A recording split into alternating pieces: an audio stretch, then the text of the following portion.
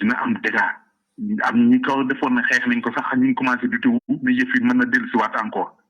seen biir man du man maay prôné fii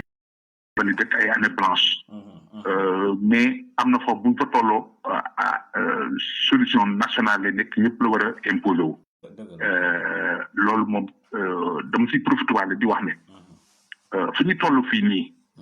ak façon ñàkk yi précarisation société bi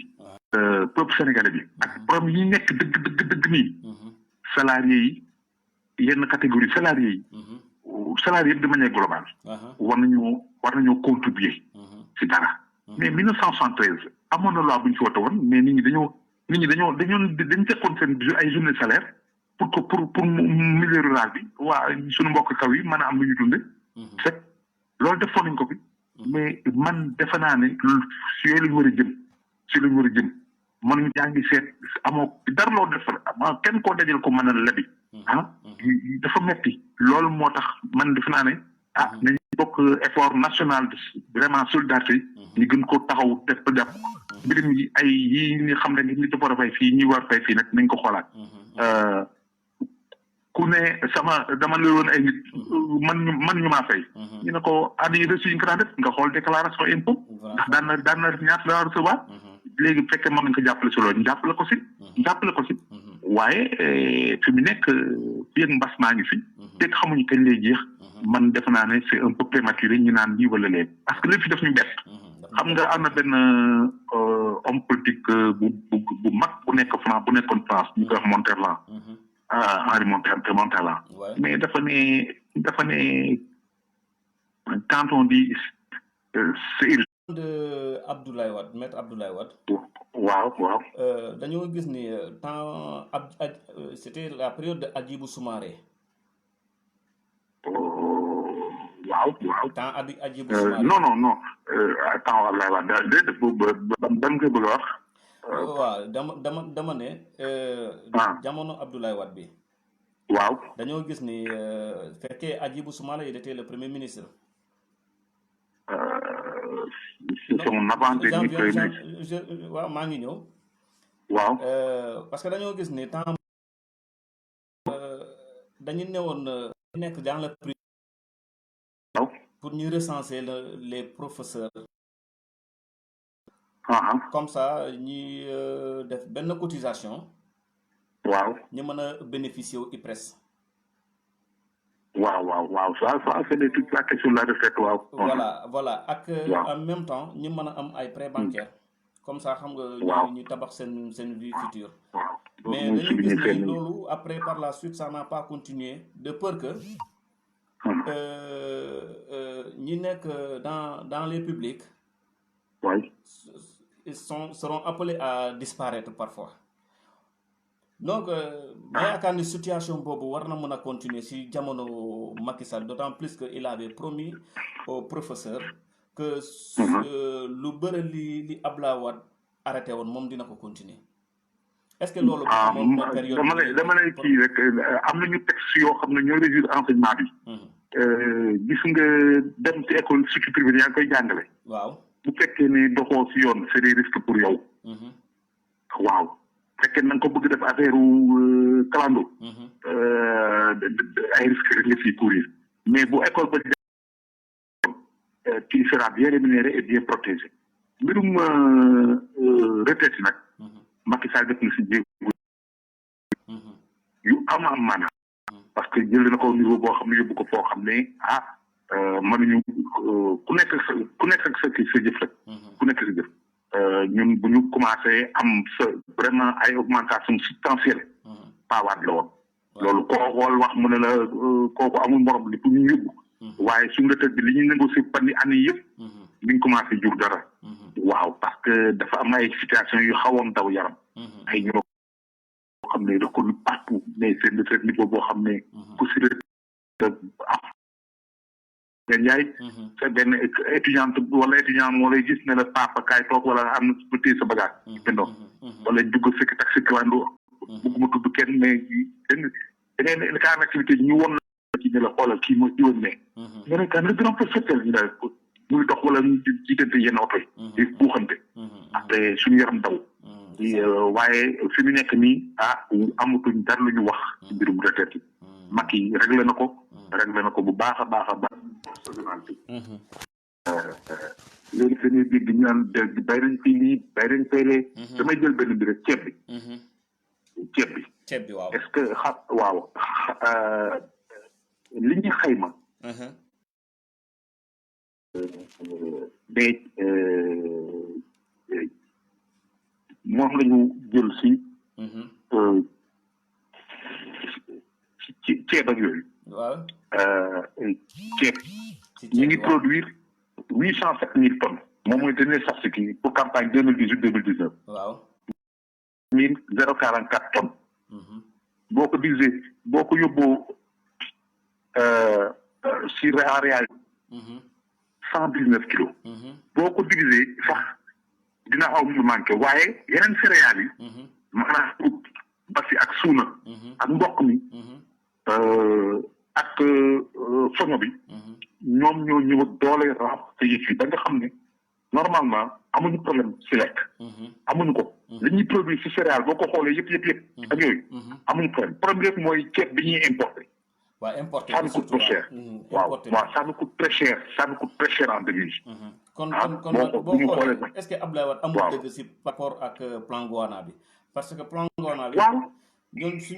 ñu ñoo war a béyal suñu bopp ñu am suñu stock boobu ba di ko jaay parce que loolu la prévoir woon mais tel n'a pas été le cas avec Macky Sall parce que amul continuité c'est que dafa amul si nekk gis nga en général li ñuy béy nii dafa am li nga suivi bi il faut que ñu mettre des équipements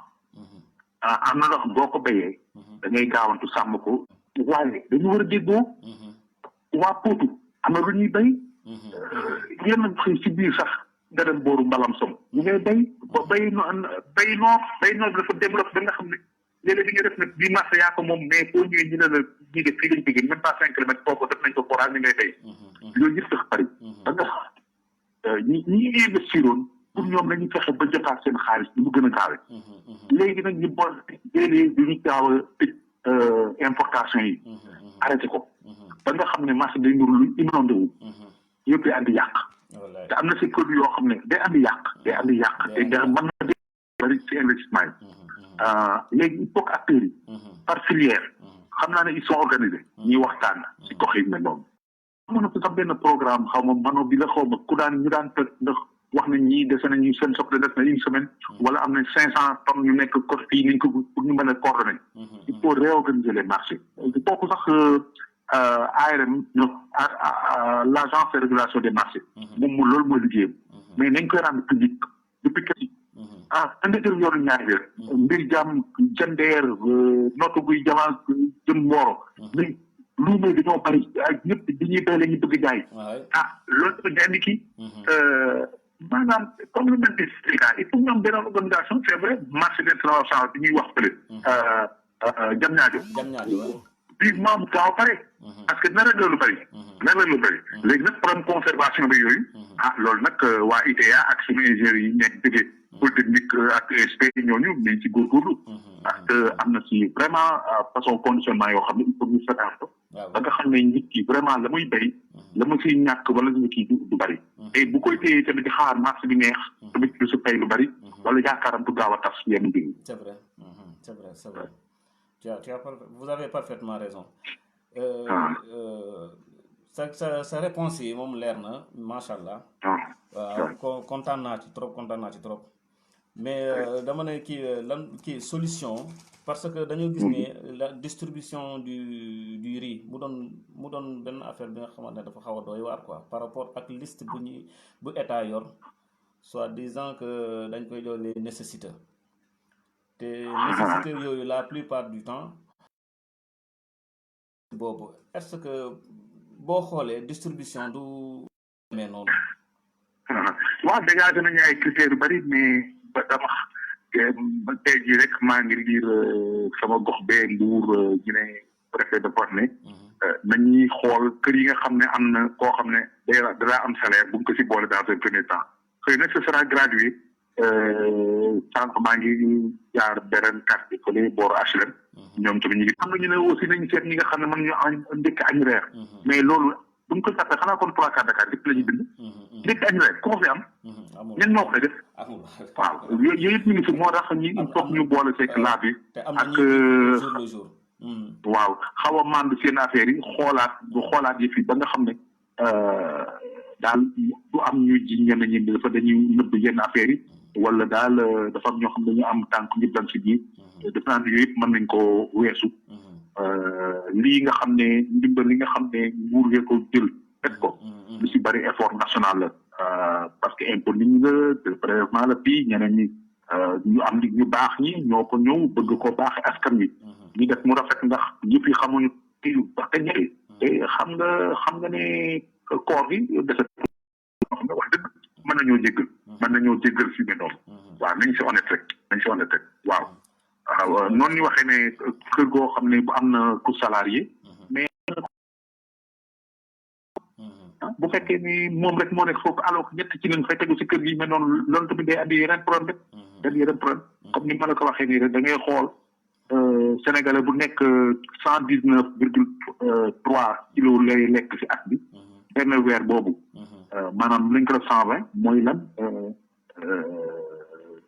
benn weer bi Sénégalais bu nekk dina lekk kon 10 kilos. 10 kilos normalement loolu lañ jàpp.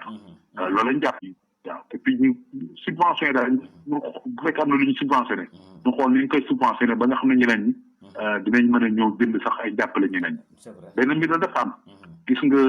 subvention fu mu am wala ay mbirum ay autorisation ay liñ ko de licence de manière globale il faut mu am lu ñuy wax corruption dans le système kooku moom nañ xam ne ba abadan fii yaa ngi teg loo xam ne dañ koy yombalal nit ñi wala loo xam ne da ngay jaar nii pour mën koo am di gis koo xam ne fee la jóge bëgg jalgati yëpp am tegu si di am situation de rente di def leneen loo xam ne kenn santaane wu ko loolu moo tax lu nekk ngay dégg fan lu nekk ñu sant Njaay moom dañoo bëri lool dañuy gaaw saaga ok monsieur Yakham Diop, vous avez répondu pratiquement à toutes les questions. xam naa lu neex du doy nuyu ma Xaadim nga ziar ma ko. waa Xaadim mu ngi lay ziar El Hadj Fall waaw ne ko ñun waa Daaru Salaam ñu ngi koy ziar bu baax a baax. ak El Hadj Fall tam mu ngi lay ziar maana ñoom Maxadine Gueye ñoom ñëpp ñu ngi lay ziar. ñu ngi lay souhaité jàmbaar ngeen waaw gën ngeen def jàmbaar ngeen na ngeen ci gore te li góor gi yàgg wax boo leen toll dee leen jàng yokk xam-xam boo leen toll dee leen jàng yokk xam-xam foo wéete xalaat na ngay xalaat loo xam ne bokkul sa kii ba ëllëg ginnaaw suba waaw fi mu toll nag fa lañ toll mais vraiment dañ ci liggéey dëkk bi seen seeram day daw waaw mais nag dañ nekk jamono joo xam ne moo raw atum xel ma te bu metti te xamuñ lan la nit ñi saalit moo tax il faut ñu am ñu leen di wax ay ni ngeen di mel noonu parce que comme technique pointe yi toogal fa gëm yàlla toogal fa nga war a toog nga gëm yàlla li nga war a am dañ ko jot waaw yàlla jeexul te it lu wax rek ñu yokk suñu loxo soldat national bi baax na loolu ñu naan secteur privé bi wala bitim bi jox lañ njàngam waaye ñun ñi nga xam ne ñu ngi fii di yëngu dañu góorgóorlu ba xam lu ñu def nga xam ne lii kat ñoo ko andi balaa nga ne dafa am benn mbir rek boo xam ne moom dama see d'accord yëf yi commencé gul sax ñu commencé naan xaw ma impôt entreprise bi waa dañ ko xoolaat ñu koy mais déet yow kay da nga naan si activités yi di ñëw comme naan am gàllankoor dinaa am lu ma leen gis foofu laa am lu ma leen teg waaye exercice bi jeexee exercice fiscal bi jeex kooku amuñu droit may leen si dara parce que am nañ si seen résultat ba pare loolu daal laa comprendre lu ban stratégie lañ jël si loolu moom laa comprendre waaw te ñu gën a gësam nag ñi nga xam ne yor nañ ko vraiment nañ ko génne waaw. Tu as raison, vous avez raison. Oui. Merci Yakham gars yi ñu ngi may def. maa ngi lay félicité bu baax a baax ak di lay remercier surtout si sa disponibilité bi ndaxte dama la ko wax rek tegoo ci baat franchement parler kontaan naa ci trop te internautes yi ziar nañ la tam kontaan nañ ci sa commentaire bi di lay féliciter di la remercier parce que da nga permettre xam quand même ñu bëri ñi nga xamante ne jot ñu la xam ñu ngi lay soog a xam d'ailleurs ñu ngi koy bind fii di la ziar di la féliciter bu baax a baax ok je tiens aussi à vous dire naa ci trop te réseaux sociaux yi tam kontaan nañu ñu puisque déjà boo duggee si kii bi di nga gis ñu ngi lay féliciter di la remercier aussi Elas Fall ak ñoom ñëpp ñu ngi lay féliciter di la ziar voilà ak l'ensemble du réseaux sociaux et communication interne du parti démocratique sénégalais ñu ngi lay féliciter aussi sa disponibilité bi waaw man tamit maa ngi leen di gërëm maa ngi leen gërëm di leen sant bu baax occasion bi nga ma may pour ma mën a discuter waat ak dialogue ñëpp encore waaw loolu lii bu baax la day dundal démocratie te weccee xalaat dafa baax te da di jamono joo xam ne àdduna bi kenn mësul am bi façon situation kenn mësu ko am waaw ñun tamit ñu jéem a xool li nga xam ne war a def ñu def ko si jàpp si rek waaw gëstu bi moom dañ si gën a xóotal waxtaan ji ñu war ko gën a xóotal yokk ko mandu rek mandu bañ a gaawal ko di jël solution radicale wala dafa la yaa trouvé lépp wax naa ko encore ce mal là il est systémique bu gën a rek bi muy laalandoo dafa bari lool te boo taxawee dafa ne fii la ñu fi nekk rek fa la gën a grave rek mu gën éclater encore feneen waaw moo di ngi ñaan daal communautaire les infection communautaire yi ñaan yàlla ñu gaaw ko maîtriser xam ko maîtriser ko bu baax a baax parce que foofu lépp nekk inshallah waaw wax nga dëgg di gën a ñaax nag parents d'élèves yi ñu gën a toppatoo xale yi waaw dem nañ seen kër du ne mooy defar añ nga saag ba déedéet nañu gën a toppatoo wut jar na sax ñu wutal leen cahier bu bees ñu toog ñax ne kii cahier maison bi la wutal leen kii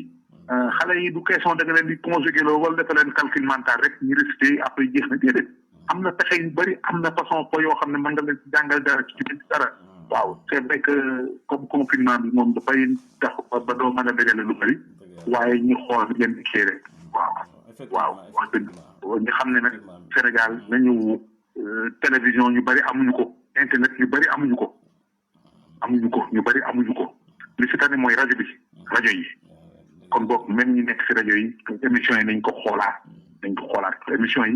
ñu seet yi nga xam ne dina yeete dina jàppale ñiy jàng ak ñiy jàngale jàppale leen. D'accord, merci beaucoup, merci. waaw merci jaajëf. Quand même kay vous avez tout dit xam nga lii moom loo ci laal moom xam nga doyul mais dinañ am beneen occasion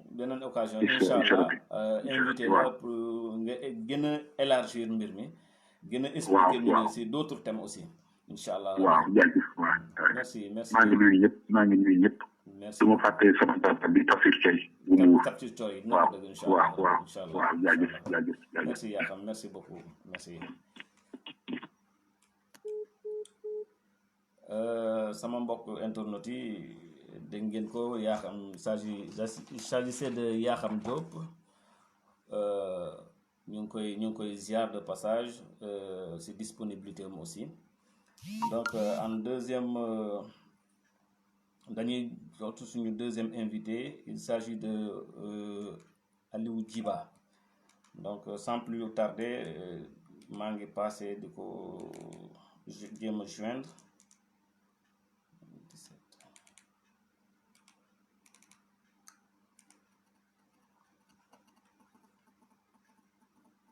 On s'excuse bien parce que le réseau n'était pas stable. Gis nañ ko le réseau n'était pas stable. Allô, président Djiba. Oui, Fadel. Ça va? Ça va bien, je suis en direct. Ouais, vous êtes en direct là, oui. Ah, ok, ça va bien? Oui, ça va bien, oui. Noo def yaa ngi si jàmm. Bu baax maa ngi si jàmm. Naka liggéey bi. Bon, ça va, on essaie de faire aller. maa la daan déglu. Oui, c'est vrai. Xam naa réseau bi n'était pas tellement stable, mais quand même ñëw na dans la norme quoi. Ah, ok. Voilà. Je rappelle que thème bu tey bi mooy impact mooy Covid-19 bi impact sur l'éducation. Et deuxième partie bi mooy l'agriculture aussi, dépendance ou indépendance. Voilà, mais avant de commencer d'abord, peut-être dina am ñi la xamul, je voudrais que vous vous présentez d'abord plus amplement gars yi gën la xam. Ok, Fadel maa ngi lay nuyu di la ziar. Di nuyu suñu secrétaire national maître Abdoulaye Wade. Di nuyu également suñu candidat Karim Meïssa Wade. Di nuyu suñu secrétaire bi nga xam ne moo chargé des réseaux sociaux et communication élargie muy Nafi Diallo. Di ko ñaanal yal na li mu somb yal na ko yàlla may ndam. Di nuyu également tous les membres des réseaux sociaux et communication élargie.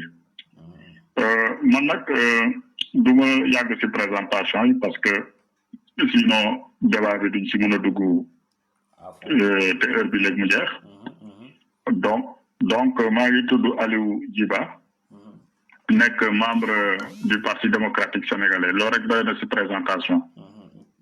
Ensuite bokk ci réseaux sociaux communication élargie bi nga xam ne moom nga nekk di gérer tey en live te di la jaajëfal vraiment ci kaddu yi nga xam ne moom nga développé. Ok monsieur Djiba, maa ngi passé suñu première question bi comme yow maanaam yaa ngi membre nga ci FNT. waaye est-ce que fermeture des établissements scolaires est-ce que c'est utile ou c'est inutile? waaw donc xam naa si su ma comprendre bu baax si mbirum fermeture des écoles ngay wax. waaw. ak les décisions prises par le ministre de l'Éducation nationale pour mu mën a au moins se soulager un peu ou régler cette question pour que élèves yi jàng chez eux. Alors donc pour wax la ni effectivement depuis le 16 mars 2020 le président de la République dafa tëj école yi pour bañ élèves yi nga xam ne ñoo ci biir classe yi ñu mën a contaminé wu ci coronavirus bi nga xam ne moom day propagé wu du jour au jour. mu nekk li nga xam ne décision bu sage ñëpp rafetlu ko parce qu'en fait école dafa doon lieu de rencontre te élèves yi fa la ñuy daje te buñ fa daje ku nekk mën na ko wàll sa morom kenn mën na ko indi comme l'exemple des cas communautaires aujourd'hui nous le montre. Donc loolu tamit day tax ñu protéger élèves yi contre cette pandémie du corona. Alors li nga xam ne moom laa bëggoon a accès sama développement mooy c'est li nga xam ne mesures yi nga xam ne moom la président moom la ministre de l'éducation joxe à savoir apprendre à la maison par la télévision canal TNT et ensuite par l'internet. Alors soo xoolee lu mel noonu décision yi ñu jël noonu il y a des insuffisances parce que décision yooyu du laal tous les élèves du Sénégal tey élèves yi nekk au niveau des zones les plus reculées du Sénégal n'ont pas l'accès à l'internet ñoom duñu am possibilité pour mën a jàng li nga xam ne moom la ministre bi di véhiculer au niveau n'est-ce pas de ces liens. Et là ça va poser des problèmes alors que la loi d'orientation dans son article 2 kooku man waxuma ko kooku mi ngi ci suñu loi d'orientation bi nga xam ne moom moo régir le système éducatif. En son article 2 dafa ne démocratique elle offre à tous les fils du Sénégal des chances égales de réussite. maanaam ñëpp xale yëpp ci biir réew mi ñoom ñoo tolloo ñoo am égalité kenn warul mën a maanaam nekk ci kaw kii nekk ci suuf. maa que Sénégal bi ñun ñoo ko bokk donc si l'enseignement est général donc tous les enfants du Sénégal ñoom ñëpp dañu war a mën a accéder, n'est-ce pas, au niveau à l'enseignement apprentissage. Donc loolu bu amul nga xam ne yaay inégalité bi nga xam ne moom la état bi nekk di former entre les enfants du Sénégal te loolu dafay nekk lu doy waar parce que suñu demee ba ñun suñu système éducatif nangule dañu war a inclure comment dirais-je les handicapés dans l'enseignement apprentissage. Donc de l'autre côté ñun au même moment les enfants qui ne sont pas handicapés ñooñu ci boppam ñu beddi leen. Donc vous voyez quelle disparité on est en train de créer au niveau, n'est-ce pas, du système éducatif. En 2018 maa ngi lire avant-hier benn document muy wax ne en 2018 dañu ne 70%, n'est-ce pas, des comment dirais-je des 60 à 70% des ménages ici à Dakar ou bien n'ont pas accès à l'internet. Donc ça veut dire que même fii Dakar da ngay xool 70% yi amuñu internet donc ñoom it peut-être que seen chance mooy ñu xool ko au niveau de Canal TNT pour que ñu mun koo suivre mais ñi nga xam ne ñoom ñoo nekk dans les villages les plus reculés nga xam ne foofu amul électricité amul connexion internet da ngay toog sax 4 heures de temps boo demee comme dans les villages yu nekk côté sama zone Bignona da ngay xool nit ki balaa muy connecté wu sax dina jël 4 heures de temps pour mun a connecté wu pour mun a lire benn document. Alors 4 heures de temps imagine-toi des fois réseau bi du ñëw donc vous voyez l'accessibilité même de ces données technologiques, n'est-ce pas, et même du réseau internet, ça pose problème, n'est-ce pas, dans ces zones. Donc d'où ici benn couche bi nga xam ne mi ngi émerger si beneen couche te forcément ñun même examen la ñuy def parce que élèves yu nekk Fongolimbi ak élèves yu nekk Dakar ñooy def benn examen et les traitements du nekk pareil. Donc vous voyez les chiffres bi nga xam ne moom la ñu favoriser au niveau du système éducatif. Si du moment que l'enseignement doit avoir les enfants doivent avoir accès à l'éducation, je pense que waruñu doon yu mel noonu te boo xoolee même dañu war a prôner au niveau du ministère de l'éducation nationale mais da ngay bokkuñu même programme yaa ngi may dëgg classes yi bokkuñu même programme et les classes aussi n'ont pas le même niveau et en plus de ça xool li classe bi ak classe bale yemuñu si benn programme kii mën naa la jox par exemple kii mi ngi yem sur le nombre 1 kële mi ngi yem sur le nombre 20 xam nga donc soo naree par exemple nga dispenser des cours au niveau de la télévision pour que ñëpp mën a tolloo mais da ngay favoriser ñenn ñi tamit blessé ñeneen ñi parce que kooku soo commencé par keneen 10 keneen ku commencé par le nombre 1 kooku dina am problème pour mu mën a suivre li ngay def donc du li nga xam ne moom dañu war a proposer si li nga xam ne moom moo war a am mooy ñu joxe des exercices yi nga xam ne depuis le début di joxe exercice pour ñu mën a consolider n'est-ce pas seen apprentissage parce que suñu waree def des leçons d'acquisition mooy leçons yi nga xam ne mooy leçons yu bees daal yu ñu war a mën a joxe te loolu buñ ko waree def rek mun et puis Fadel da ngay jàpp ni aussi parents yu bëri aussi maîtriser wuñu sax informatique bi waaw donc suñ ko maîtriser wul dama xamul ñoom seen doom yi naka lañ koy mën a maîtriser voilà donc et ñu bëri aussi da ngay gis ci kër yi parents yi sont des analphabètes voilà et même de Mohamadine Gueye waaw avons-nous la technologie adéquate pour suivre les études à distance et pour tous les établissements.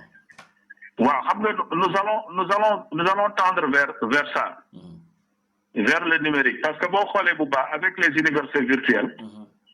c'est l'enseignement à distance. Voilà donc plus tard nous allons institutionnaliser n'est-ce pas l'enseignement à distance. Bien sûr. Parce que fa la ñu jëm. Waaw mais nag il ne faut pas quand même moom it aussi il faut que mu comprendre ni tey suñu xale yi ñoom ñëpp ñoo am ils ont l'égalité des chances ñoom ñëpp ñoo am égalité des chances donc waruñu favoriser sénégalais bi ñu bay sénégalais bële bien que ce sont des décisions mënuñu toog te bañ a def dara il faut faire quelque chose loolu je peux comprendre mais il faudrait également inclure tous les syndicats tous les acteurs n'est-ce pas du système éducatif bien sûr waaw ñu waxtaan si et puis trouver des solutions pour la situation jox naa la benn solution nee naa la bu ñu waree def enseignement apprentissage par la voie de l'acquisition kooku dina am problème mais lan la ñu war a mën a def solution bi mooy c'est de donner des exercices et permettre aux enfants de les faire waaw moi je pense que suñu jaaree ci contexte boobu surtout peut-être que dinañu mën a am tuuti possibilité mais quand même jàppal ni fii inégalité des chances moo fi ne te benn examen la ñuy def te ñoom ñëpp ñooy bokk jour examen bi ce sont parce que épreuve bi xamul ni yow yaa ngi dëkk Fongolimbi yaa ngi dëkk Dakar.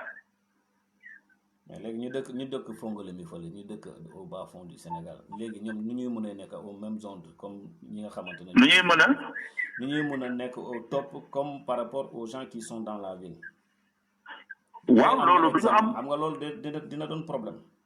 mais moom laa lay wax ni maanaam dina nekk un problème entre les parce que fii Dakar booy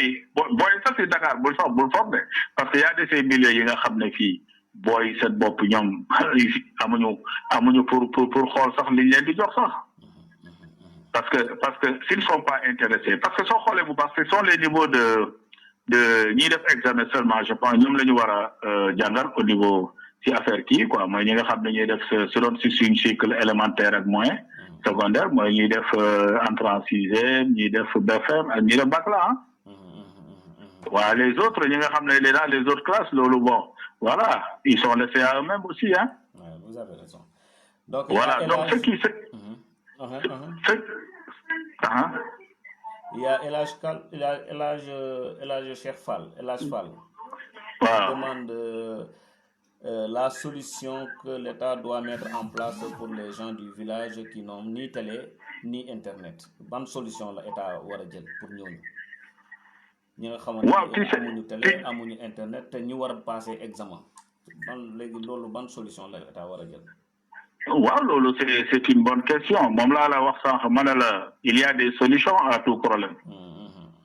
waaw il y a des solutions à ce problème te l'État a mis en place un système qui est là. Mais ce système ne vise pas tous les élèves du Sénégal. La seule solution, moi, il faudra quand même que l'État déjà, parce que ça, c'est l'État. Il faut d'abord que les villages là soient électrifiés. Parce que sans amul électrification, nous sommes parce qu'au moins 60 à 65% des Sénégalais, ñoom ñoo ko wax ci seen kii ñoom ñoo ko wax avec l'ANSD ñu ne ñooñu amuñu électricité donc bu ñu amoon électricité waaye ñooñu naka la ñu mënee jànge mais ça pose problème donc le seul système qu'ils peuvent faire n'est-ce pas c'est quand même de débloquer les moyens au moins dans les villages où il n'y a pas parce que du village yëpp am classe d'examen il y a des villages yi nga xam ne am nañu classe d'examen am na ñi nga xam ne ñooñu c'est des cycles élémentaires de la sixième de au moins du CI au CM1 wala CE2 et cetera ñooñu par exemple mën nañ leen épargner certainement parce que ñooñu ils sont pas concernés parce que pour gouvernement bi donc ñi nga xam ne ñoom ñooy concernés mooy ñi def examen donc lan la ñu wax mooy débloquer les moyens parce que comme nañu jëlee xaalis ñu dugal ko ci entreprise yi des milliards quoi pour mun a dimbale le secteur du tourisme le secteur du transport le secteur également de l'hôtellerie 100 milliards yi ñu dégagé dugal ko fa 302 milliards pour les dettes des fournisseurs n'est-ce pas et également 64 milliards etc. pour la santé mais mën nañu également débloquer des milliards également pour mettre il y a des écrans géants qu'on peut mettre à la disposition des kii comment dire des élèves et puis ñu def leen à distance ñu mën di suivre comme yeneen kii parce que tey bu ñu leen dajalee tey ci beneen dëkk comme rassemblement c'est interdit il faut dans les villages man j'étais là-bas da ngay gis classe ay 20 élèves wala 15 élèves mooy am bokkul ak Dakar bi nga xam ne des fois da ngay ñëw jusqu'à 80 à 100 élèves donc bokkul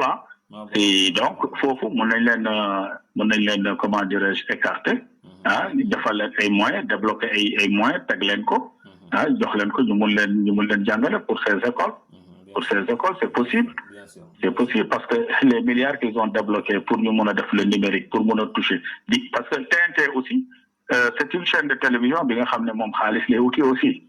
Tout ça, gratuitement pour le pays. Ce sont des privés. C'est des privés. C'est des privés, voilà. Ils gagnent marché, donc, si le contexte de nous, débloquer des moyens pour aider quand même ces élèves-là, parce qu'également, il ne faut pas quand même laisser ces élèves-là en rade, bien qu'il y a quand même un effort qui a été fait, il y a des insuffisances, n'est-ce pas? Et cela, il faut les corriger. Et en appelant tous les acteurs quand même du secteur de l'éducation, nous trouver les solutions idoines.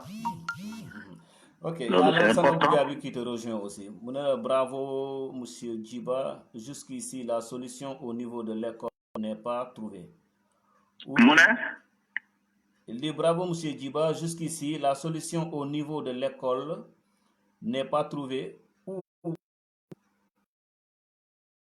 La seule chose qu'ils peuvent faire est d'imprimer des cours et des exercices pour ces élèves. Donc, dans tout cela, et aussi le fait que les acteurs, que sont les enseignants, ne sont pas associés dans la recherche de solutions par le ministère. Les acteurs de l'éducation, ils sont impliqués aussi. Voilà, c'est ça. Voilà, donc il faut que l'État débloque les moyens nécessaires, parce que si nous sommes impliqués aussi, c'est une solution pertinente. Voilà, c'est ça. Voilà, comment dirais-je, des élèves du Sénégal. Okay, ça. Mais c'est dommage, nous favoriser au détriment des autres cas. Et ce serait vraiment dommage pour notre Sénégal, parce que notre Sénégal, nous sommes beaucoup. Et dafa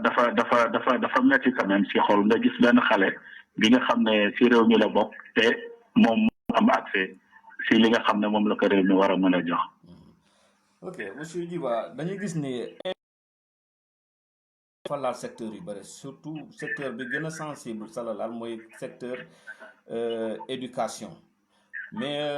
dañuy gis ni le privé moy problème bu ngandé la am. ndaxte ñoom dañuy fay location dañoo war a parents de dañoo bañ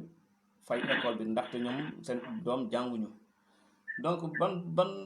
ban solution nga war a envisager si seen problème yooyu. waaw je pense ici que li nga xam ne moom moo jaadu li nga xam ne moom la état bi war a def c'est très simple parce que tey état bi secteur yooyu nga xam ne moom nga limoon mooy secteur transport secteur industrie hôtellerie les entreprises yu état bi jël na ay mesures yu dëgëran yu forte waaw léegi moi je me demande aussi si contexte boobu noonu parce que wax na privé yi léegi dama xamul ndax les écoles privées yi nga xam ne ñoo fi dee si lañu bokk wala bokkuñu si parce que l'autre tamit c'est une question à se poser bu doon bokkuñu si aussi également l'État doit pouvoir. dafa lim entreprise yi mais écoles privées est-ce qu'ils font partie des entreprises des petites et moyennes entreprises ou non. waaw c'est à toute façon c'est des entreprises c'est des entrepreneurs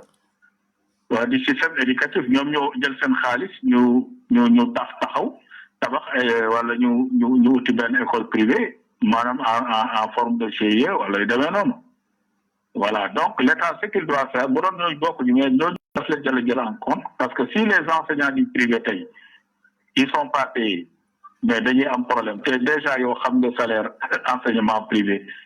surtout les enseignants comment dirais-je,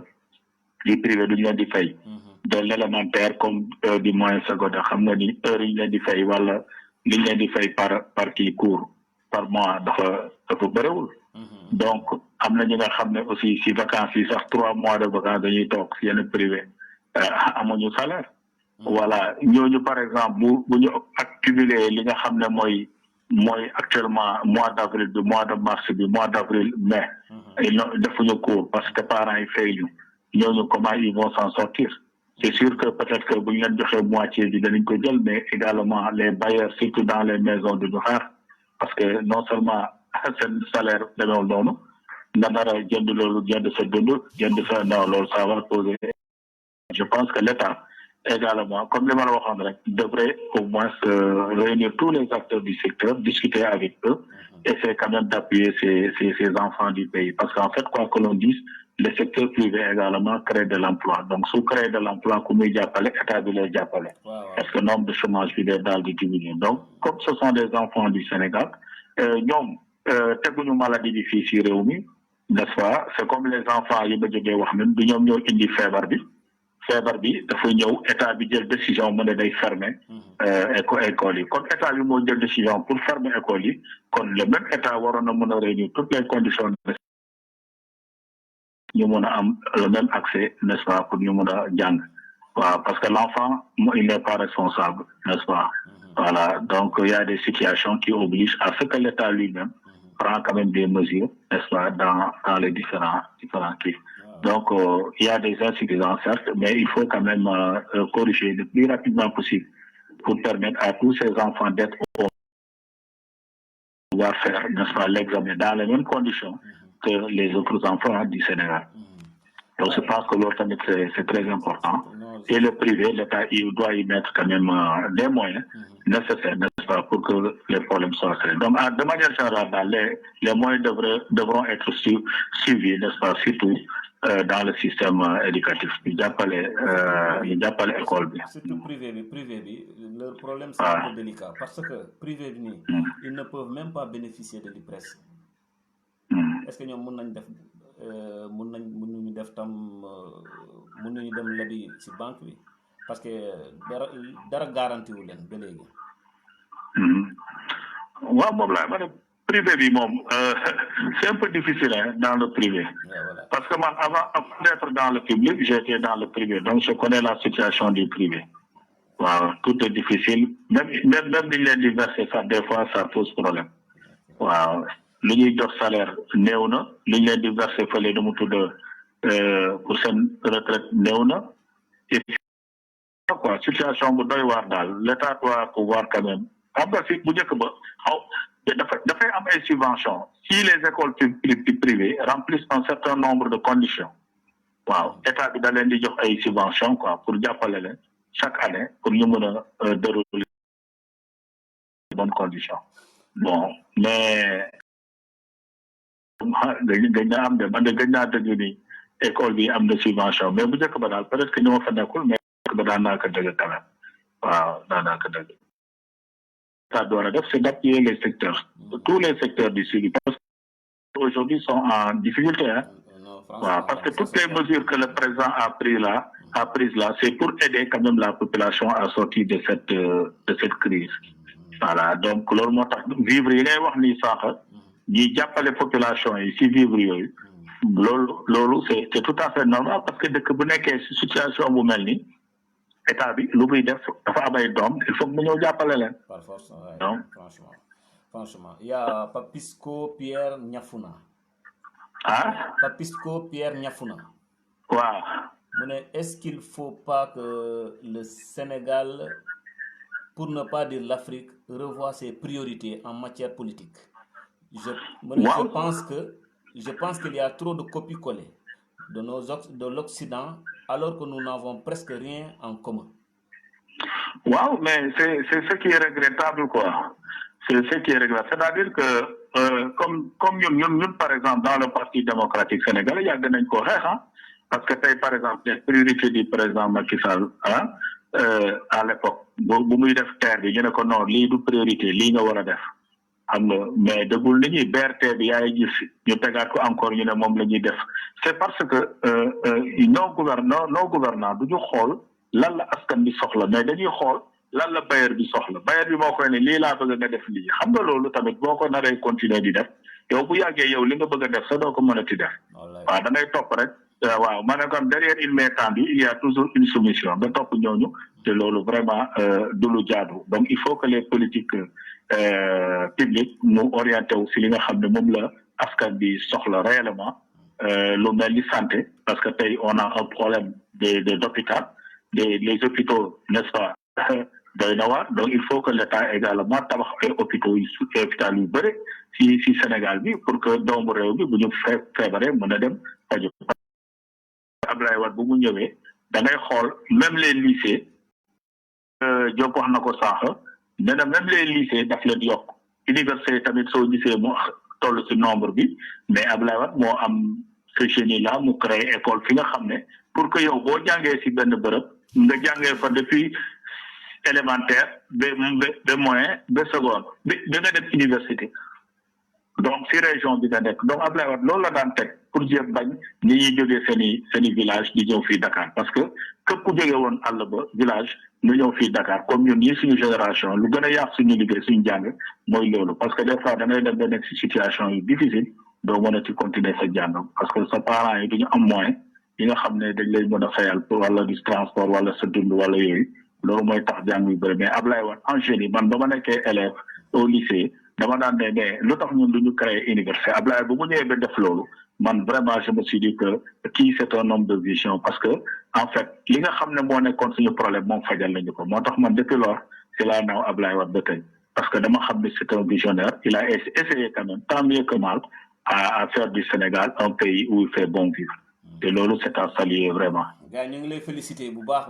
a baax si réseau bi ñu ngi lay féliciter bu baax a baax si sa commentaire bi. maa ngi leen di fay ñoom ñëpp maa leen di fay ñoom ñëpp na ñoom Boudia bi. waaw mais El Hadj Fall posé na question ne quelles sont les mesures qu'on doit prendre pour sauver l'année blanche. pour sauver qu'il n'y ait pas de l'année blanche. waaw xam nga tey en tant que parent d'élève lay wax. waaw man je suis parent d'élève avant tout parce que samay doom dañuy jàng je suis enseignant c'est vrai mais je suis parent parce que tey parent d'élève bu nekk ñaanul tey année blanche am parce que année blanche bu amee da ngay xool coût yi nga dépensé ci année bi na nga ko reprendre beneen année xam nga day daal di difficile te dëkk bi ñëpp xam nañ ko dëkk bi daa metti waaw donc solution yi nga xam ne moom la état bi jël ñun on va suivre mais quand même li mu waroon a njëkk def mais ñu xam ne y a des institutions lu mu waroon a njëkk def mooy de discuter avec eux comme loolu weesu nañ ko mais quand même nañu jéem a il n'est jamais trop tard pour bien faire ñu jéem a corriger li nga xam ne mooy insuffisance wa ila ñuy joxe des exercices aux élèves n'est-ce pas à travers comme ñoom luñ ko waxee en même temps les élèves qui sont dans les milieux les plus reculés ñu dimbale leen comme ni ngeen waxee par des exercices ñu leen koy jox par exemple ñu koy def mu am un maître ki nga xam ne mën na leen a jàppale si li nga xam ne mooy loolu tam début loolu tam solution la si mbir mi mais mesure yi ñu war a jël mooy jàng bi daal année blanche man de vraiment xalaatuma ko sax vraiment te ñaanuma yàlla tamit année blanche am waaw ñoom c'est au gouvernement quand même de voir quelle solution mën a sauver parce que am na yeneen élèves yi nga xam ne qui se sont inscrits dans les universités en Europe donc ñooñu tamit ñu ngi xaar ñu ngi taxaw ñooñu yëpp situation bu métti la tamit parce que da nga siy dugal xaalis di taxaw di xaar loolu tamit il faut penser à tous ces gens là yi nga xam ne ñu ngi fi di xaar donc voilà. voilà Djiba ñu ngi jàll si deuxième kii bi et dernière question mooy si l'agriculture parce que dañoo gis ni stock bi. ndaxte bu amee confinement général tey dinañ am problème de stock ndaxte ceeb bi bëriwul est-ce que l'agriculture bi le plan Guana que le président Wade avait instauré au Sénégal est-ce que manqué wuñu vraiment. waaw c'est bon maa ngi lay nuyu et puis di remercier les internautes qui ont intervenu dans le débat. di wax di ci affaire agriculture président Macky Sall il nous avait donné rendez-vous en 2017 si vous vous rappelez bien mu ne en 2017 nous atteindrons l'autosuffisance alimentaire 2017 ñëw na ñu ñëw ba 2019 mu joxaat ñu rendez-vous 2019 bu ñu joxaatee rendez-vous 2019 on a vu que li mu waxoon vraiment kenn gisu ci dara mais ñu jàpp ni autosuffisance alimentaire pour mu am il faudrait quand même des efforts beaucoup d'efforts même comme kii jàpp na ni mu ko waxee il faudrait qu'il y ait des priorités n'est-ce pas dans ce domaine dans tous les domaines yi nga xam ne moom moo war a intéresser si ñoom askan donc Gowana Abdoulaye Wade daf ko indi woon muy la grande offensive n'est-ce pas nationale pour l'agriculture nga xam ne pour mu mën a jàppale secteur bi dem indi ay variété de produits si yeneen dëkk yi indi ko jox ko sénégalais di béy moo tax soo xoolee ba am na neen scan yi tuddee gawana ak ay xaal sax ay molon façon bu ne variété de kii yu ne d'aliments mu indi ko jox ko sénégalais yi vraiment parce que dafa gëmoon ni loolu moo war a mën a suqali suñu réew donc mu favoriser loolu mbéy mi parce que soo gisee les surfaces emblumées yi mu indi fële nu mu tudd au niveau yi mu créé ñu def au niveau de la vallée ak aussi de l'Anambé ak Anambé mais da ngay xool kay ceeb yu bëri lañ daan am wax dëgg yàlla waaw bu ñu continuer woon système boobu noonu vraiment je pense que mënoon nañu atteindre l'autosuffisance alimentaire. Parce que vous avez raison excuse-moi parce que tout juste dëmb maa ngi gis ci télé ministre Assome Diatta muy ñaax nit ñi pour ñu dellu ci agriculture parce que la terre ne trahit pas. Il ne ment pas. Parce que la terre ne ment pas. Donc jamono Abdoulaye Wade le plan REVA retour à l'agriculture ñoom dañ ko doon saboter mais pourtant ce sont les mêmes personnes ñoo doon saboter le plan REVA et le plan Goana aussi te mu ngi ni léegi ils sont conscients que loolu moo mën a yor Afrique moo mën a yor ak économie suñu dëkk. loolu c'est vrai mais da ngay xool ñun suñu production locale en 2019-2020 notre production locale est estimée à moins de 900 000 tonnes de riz paddy xam nga pour un besoin de 1,6 million tonnes de riz paddy donc xam nga ni kon kooku suñu soxlawee 1,6 million te yow moins de 900 000 tonnes nga def xam nga am na lu des lu bëri li nga xam ne da nga ko war a dem jéegaani moo tax ñun ñuy dem importer toujours du riz donc soo xoolee bu baax le président avec les vivres de soudure yi nga xam ne moom la bëgg a jox askan bi surtout si domaine crise bi alors lu tax mu nar a jël ceeb yi nga parce que ñun on n'a pas de stock pour ñu mën a régler situation bi donc presque 145 000 tonnes mu ngi ko jëlee si port ba pour mën koo distribuer ak li nga xam ne moom la jot a am mu jox ko askan bi pour askan bi mun si kii durant le confinement moom total bu amee moom wax dëgg yàlla dinañu ñun ñëpp dinañu am problème parce que déjà dans les maisons da ngay xool bu doon c'est une nombreuse am par exemple une chambre salon wala si benn kër yi sont 10 personnes surtout vie Dakar nu mu demee mais naka la nit ñi di mel waxuma la sa vie Dakar mais dans les régions donc loolu yëpp ça va poser de problème parce que confinement total du problème parce que également il faut tenir compte des réalités yi nga xam ne culturel yi nga xam ne moom moo ñu régir fii si suñu société waaw nit toog depuis le matin ak famille ak yooyu c'est bon moo la baaxul de mais ñun fii suñu réew ñun eggaguñu si domaine boobu Europe moom ñoo xam nañu ni papa ak doom la ak yaay ñoom mën nañu gérer loolu quoi te ils ont yàlla ñu bañ a yegg foofu quoi waaw yàlla ñu bañ a yegg foofu quoi mais il faut se dire que ni actuellement autosuffisance alimentaire nous sommes loin de ça te Macky Sall 2017 la waxoon 2019 lépp fu mu nekk nii lu wax yooyu yëpp vraiment ñoom xam nañu loolu kii mais tey xam nga lan la ñu war a mën a jàpp tey Fadel mooy ni tey dëkk bi ñu ngi si situation bu difficile te ñun ñëpp ay sénégalais lañ waaye dëkk bi jafe-jafe bu mu nekk nii ñun ñëpp ñun PDS dañoo bokk voter ce qu'on appelle la loi d'habilitation jébbal ko ki nga xam ne moom mooy président Macky Sall suñu député honorable député Cheikh Bara Dolly maa ngi koy nuyu au passage il a voté cette loi parce que parti bi moo ko wax donc bu mu ko voté aussi ñu nangu ànd ak moom donc je pense que ñun ñëpp ay soldats la ñu tey pour mun a jàpp si xeex bi dañ mais tamit du tee ñu mën a contrôler li nga xam ne moom la gouvernement bi di def au niveau du territoire national kenn ku ne sa quartier bi nga ne aussi mais nga jéem a xool et puis veiller à ce que li nga xam ne mooy distribution des vivres mu jaar yoon parce que également c'est un comité bi nga xam ne de 7 personnes moo régir au niveau de surtout ñun suñu commune et du département de Guédiawaye information ma jot donc je pense que ñun dañu war a nekk comment dire ay gendarme suivre li nga xam ne mooy distribution des vivres mu ñi nga xam ne ñoom ñooy les ayants droit ñoom ñëpp vraiment ñu mun si donc je pense que loolu mooy combat bi nga xam ne moom la tey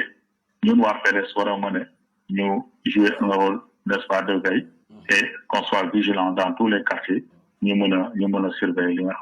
parce que normalement, on va critiquer ce qu'ils sont en train de faire. Parce que nous Ok. Donc, voilà. Voilà, merci beaucoup, Djiba. Dans Internet, nous les poser des questions. Vous menez Elage Fall. L'État doit procéder. Comment l'État doit procéder pour le partage du riz? Pour le partage du riz, comment l'État doit procéder? Waaw xam nga état bi ba tey boo xoolee bu baax ku mel ni que Kër Massar dem ba maa ngi dégg suñu sœur Marie Aw di ko wax nee na xaw ma joxe na le nombre de quartier nee na quartier bu ne 50 sacs de riz lay am donc imagine-toi ñun fii par exemple à Fadia dans la commune de Golf dañoo ne 5000 et quelques plus les 1000 ça nous fait 6200 et quelques personnes yi nga xam ne ñoom la ñu war a jot te y a combien de quartiers à Golf presque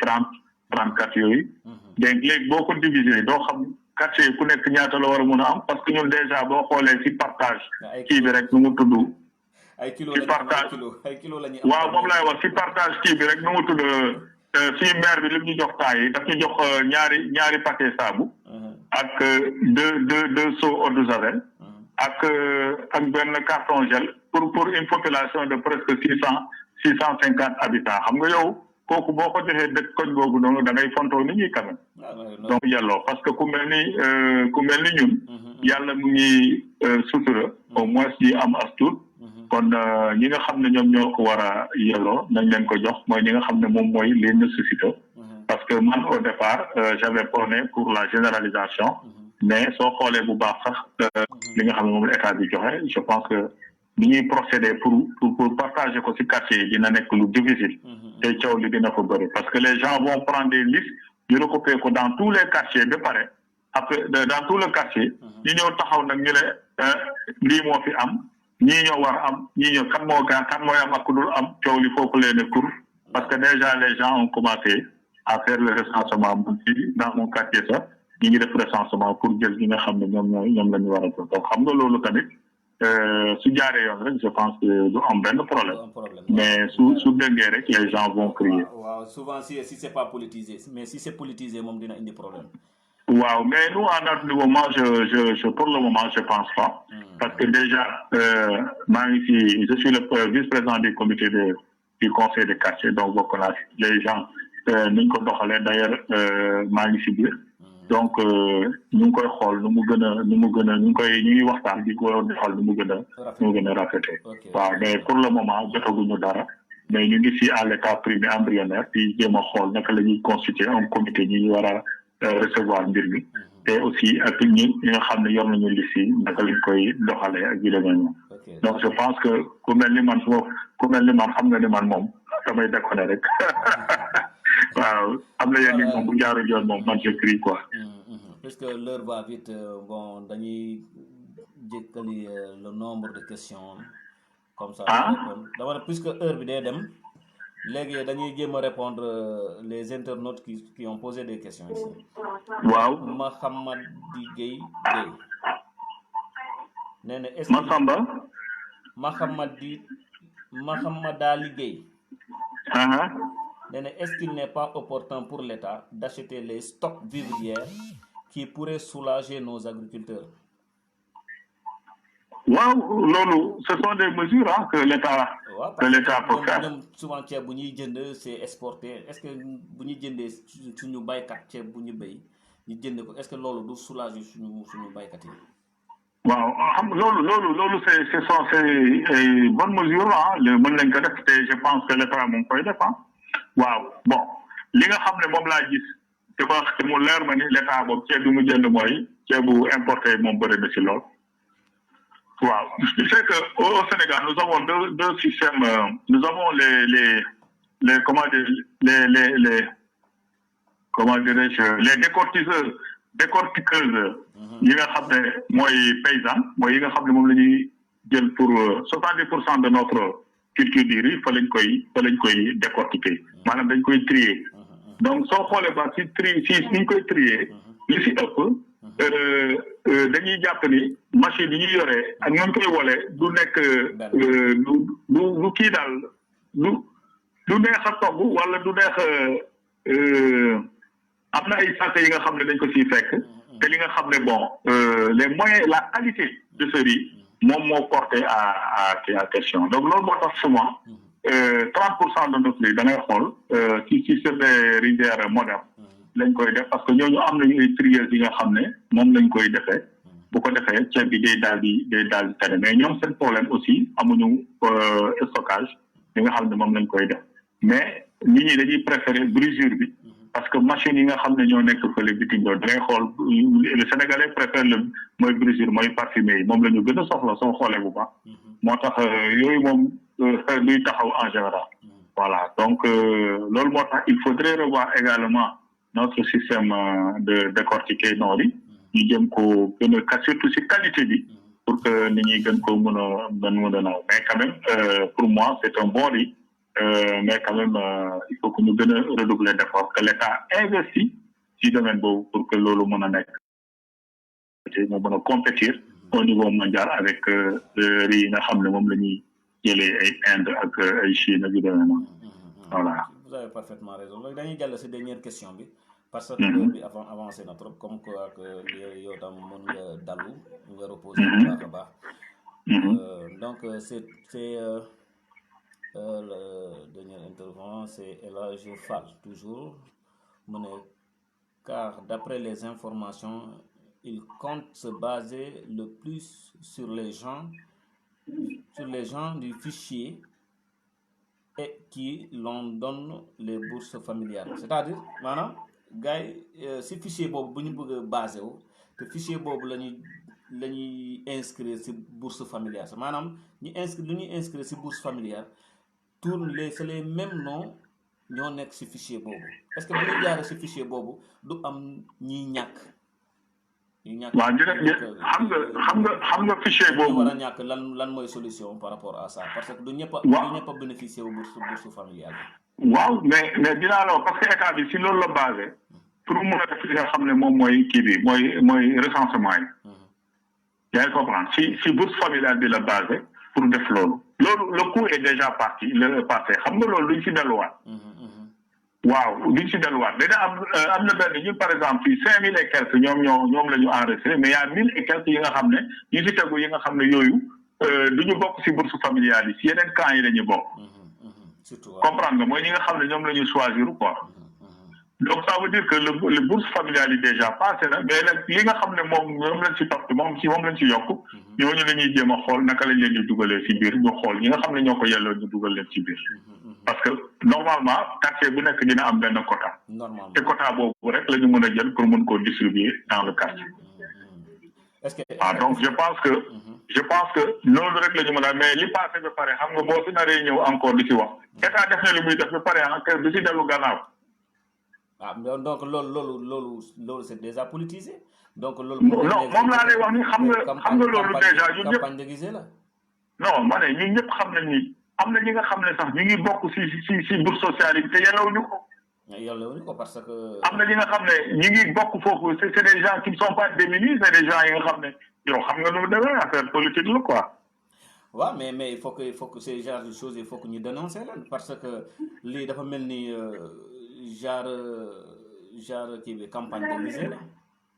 la. ñoom am nañu liste am nañu nombre de personnes yi ñu war a jox te alors que daa am ci bëre ñoom yellawuñu ko léegi ñi nga xamante ne ñoom bokkuñu si léegi ban solution la ñu war a def pour ñoom. waaw parce que ñun boo xoolee bu baax aujourd'hui le PDS li mu wax mu ne Bara Dolly wax na ko mu ne nous allons voter cette loi mais distribution des mu ne affaire bi bu ko politiser donc. Moi, je pense que dans les quartiers aujourd'hui, par exemple, comme dans les quartiers, je me suis impliqué dedans pour savoir comment ça se passe réellement. Parce que je suis membre du conseil de quartier. Donc, donc de ce fait que, côté quel nous de politique parce que nous ne savons pas. Vous savez comprendre. Donc, les listes qui sont passées, les bourses familiales, nous sommes les mais ñi nga xam ne ñoo si ñëw dugg si ñoom la ñuy jéem a tànn dans les kii bien que ñun ñëpp xam nañu bourse familiale nu mu demee mais quand même en fait la seule solution c'est quand même dans le quartier yéen ñi nga xam ne moom yéen lay waxal ngeen dugg si biir mbir mi ngeen am un droit de regard ngeen veiller soyez vigilant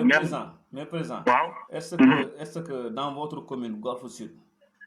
waaw dans votre commune est-ce que daa am ñi nga xamante ne dañoo bénéficier bourse familiale ndax man sama quartier am na ñu bëri ñu bénéficier bourse familiale waaw mais ba léegi mais mairie bu Golf Sud ñoom dama gisul benn activité bu ñu dégager benn moyen bu ñu dégager pour non bourse familiale yi def nañ ko lu yàgg mooy bu Macky Sall doogee ñëw bu muy wax affaire bourse familiale yi si lañu créé un comité ñuy tànn ñi nga xam ne ñoom seen dossier ñu yóbbu ko à la mairie ñu def fa gars yi posé leen ay certain nombre de questions si lañ leen tànne ñu jël leen dugal leen seen liste donc noonu la ñu tànnee sama ñi nga xam ne ñoo nekk si gox yi voilà bu ñu jëlee nombre boobu la ñu ñoom ñooy am bourse familiale au niveau de la commune c'est que l'action du maire au niveau de Golf Sud moom moo amul parce que maire bi nee naa la lim ñu jox fii Fadiar rek pour 650 habitants yow da ngay xool nga jox leen par exemple 2 sacs deux seaux de javel de 50 francs un carton kii ak 2 petits sachets de savon mais loolu yabeel la pour une population de 650 personnes donc xam nga ni kon pare su doon yow man dama jàpp ni les maires là surtout suñu maire bi dafa amul une vision parce que nit mënuñu la fal ne la yow bëgg nga sa askan nga leen di toroxal nii parce que man nit da ngay am aussi da ngay bëgg sa gox da ngay bëgg sa askan ku mel ni Barthélémy Dias gis naa action yu muy def ak terrain multifonctionnel yi nga xam ne moom la nekk di war a inaugurer du yàgg léegi mais nit da ngay am man soo nekkee maire da ngay ne damay def lii et puis jëm ko réalité population ñoo la fal dañ la fal am ci yow il faut voilà tu as les marchés les kii mooy juuti yi ngay recevoir ci marché waaw yow état bi ngay am léegi bu doon par exemple crise am na mais dépense yi nga xam ne moom nga war a dugal si dem màkka bi nga dugal ko si affaire crise bi li nga si tabaski wala si korité bi nga dugal ko si crise nga jël parce que en temps de guerre yow doo de damay am pour xool lu xew suba da ngay yow tey ngay xool comment régler la situation de l'heure mais moom nag je pense que vraiment malheureusement elle a un problème n'est-ce pas donc loolu moo tax man sama page Facebook boo ko liiree dama ne ñun est-ce que ñun am nañu maire fii si Golf Sud suñu amee maire je pense que situation bi war na mën a taxaw parce que Golf Sud elle ne s'est même pas prononcée man dégguma ko prononcé en plus gisuma benn mouvement si côté denrée bi gisuma ko ba léegi non ak ñu tamit quoi qu'on puisse dire elle devait se prononcer comme yeneen maire yi ñoom Bara Gaye ñoom Barthélémy Dias ñoom docteur Cheikh mais sauf le maire de Golf Sud waaw loolu doon benn problème la li nga xamante ne gars yi dañ ko jànkoonte au niveau de Golf Sud waaw donc Djiba si votre mot de la fin waaw Fadel maa ngi lay nuyu di la jaajëfal waaw le débat a été vraiment riche